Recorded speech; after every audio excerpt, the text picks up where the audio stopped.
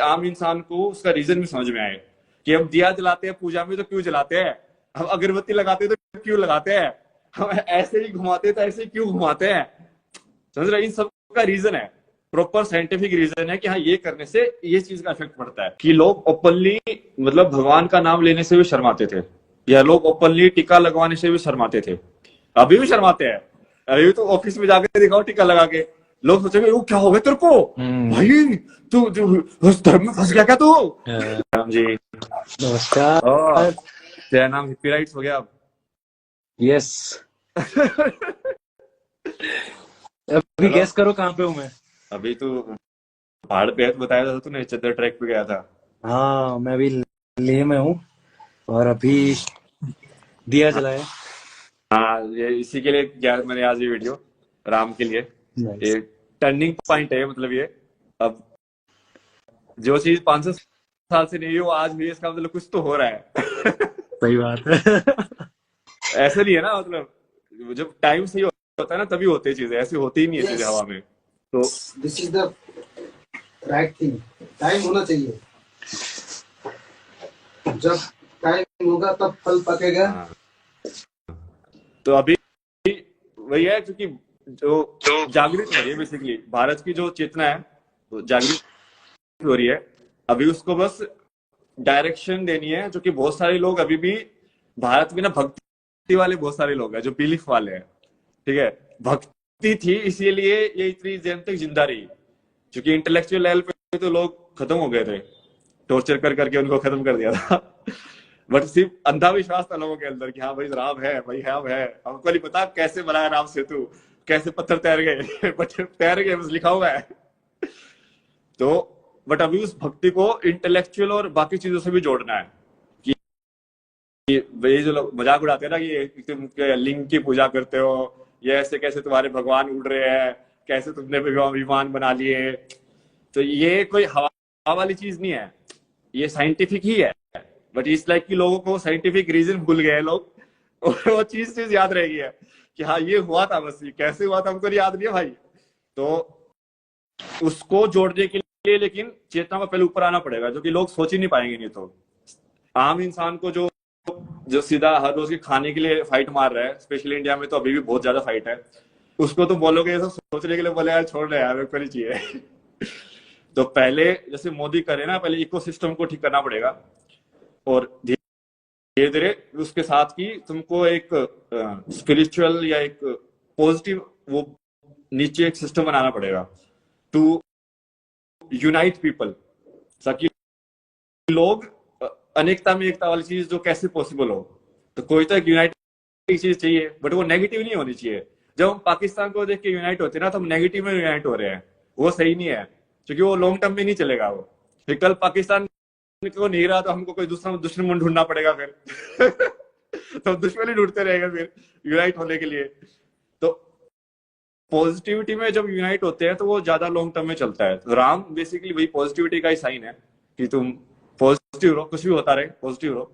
और वो करके अभी पूरा सिस्टम डेवलप करना है, ये ग्राउंड रूट पे। सबसे पहले तो education system, infrastructure system, economy wise, और ये धीरे धीरे आ रहा है चेतना में, बट अभी उसको आई थिंक सिस्टमेटिक करने का टाइम आ गया। तो इसी के लिए था कि आज का दिन जो है बहुत खतरनाक है, और हम इस टाइम में है ये भी एक्चुअली में यदि थोड़ा हवा में जाए ना, स्पेशली सोचा जाए तो ये सब बिल्कुल प्लान्ड है। मतलब तुम यहाँ पे आने वाले थे, तुम्हें से मिलने वाले थे, तुम भारत में पैदा होने वाले थे, ये सब चीज पहले से ही प्लान थी, और तुमने ये शरीर चूज किया कि हाँ यार मेरे को ये वाला किरदार प्ले करना जाके, समझ रहे हो, मेरे को उदित बनना है यार, उदित बन के देखना मेरे को कैसे मजा आता है, बाइक चलाने में कैसा मजा आता है। तो आत्मा ने वो बाइक चलाने का मजा लेने के लिए उदित बन गई। अब उसको मान लो को अगली जिंदगी में कोई और मजा चाहिए होगा, तो बोलेगी यार एक काम करती हूँ मैं ये वाला चूज कर लेती हूँ, ये वाला शरीर के अंदर चली जाती हूँ। तो क्या पता तू लड़की के शरीर में चली जाए, किसी और के शरीर में चले जाए, कैसे मजे लेने तुमको उसके हिसाब से है। मतलब कैसे जिंदगी को एक्सपीरियंस करना है, और जब तक वो जिंदगी को एक्सपीरियंस करने की वो तुम्हारे अंदर एक जो इच्छा जो बची रहेगी तब तक तुम घूमते रहोगे इस चक्कर में। हाँ चलो इस जिंदगी में मैंने इतना सिलेबस पूरा कर दिया, ये तो करके देख लिया, अब ये बचा रह गया, उस बचे रहेगी के लिए फिर से जन्म लेके आ जाओगे। फिर बोले अच्छा ये चीज तो हो गई, अब ये रह गया, अब उसके लिए फिर से जन्म लेके आओगे। तो तुम घूमते रहोगे जब तक तुम फाइनल ये नहीं हो जाए कि यार भगवान हो गया, अब ये बता दो ये चक्कर क्या है अभी। तो वो सवाल फाइनली पहुंचेगा। तो इसीलिए ये क्रम है मतलब। बट जिन लोगों को वो सीधा चमक में चमक जाता है, जैसे अभी मैं तुमको कितना भी बोलूं लेकिन तेरे को नहीं आएगा वो क्योंकि वक्त नहीं है सही, खुद से आएगा जब आएगा। हाँ वो अपने आप ही, जो जैसे कि तुम बचपन में टॉफी खाते थे, आज वो टॉफी इतनी अट्रैक्ट क्यों नहीं करती है? क्योंकि मन भर गया है।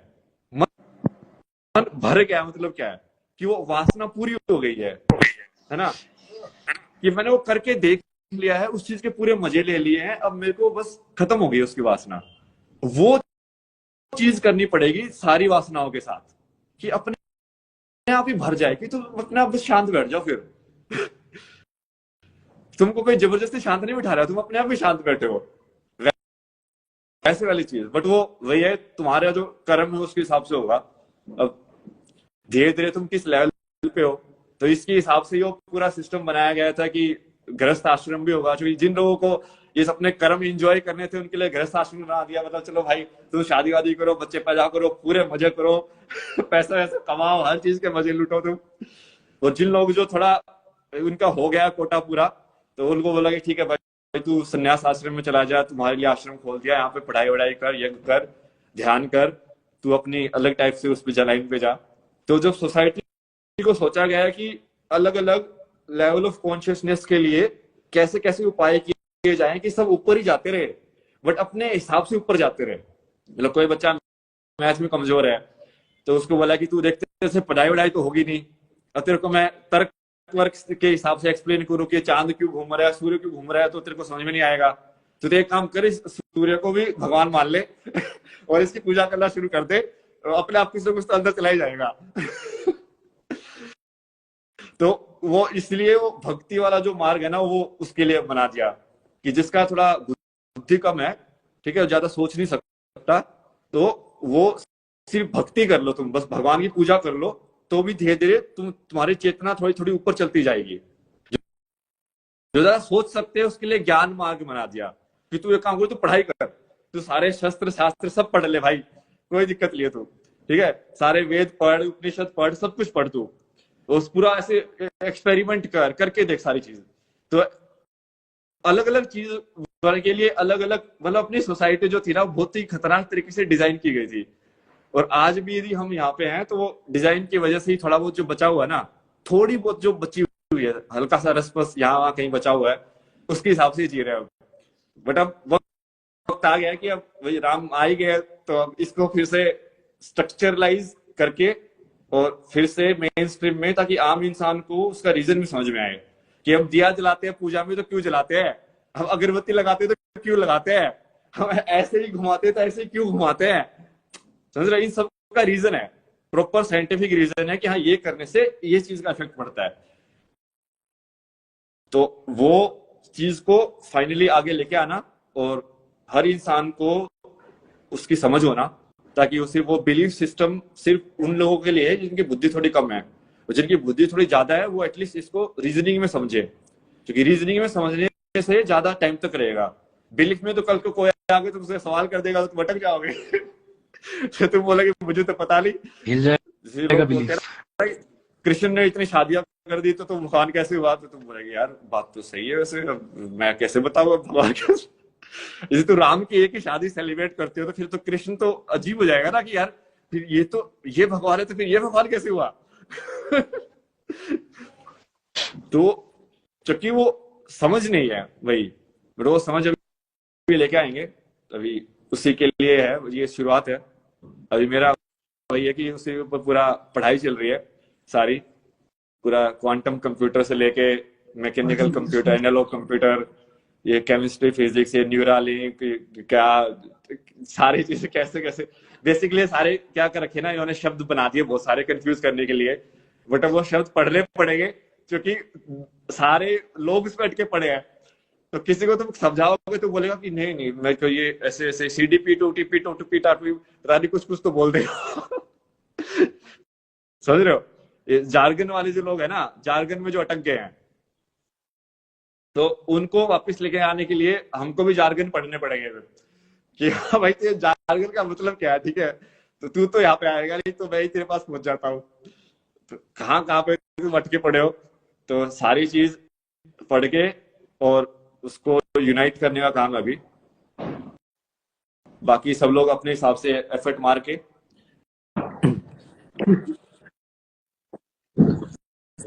हाँ, जय श्री राम। जय श्री जय श्री राम।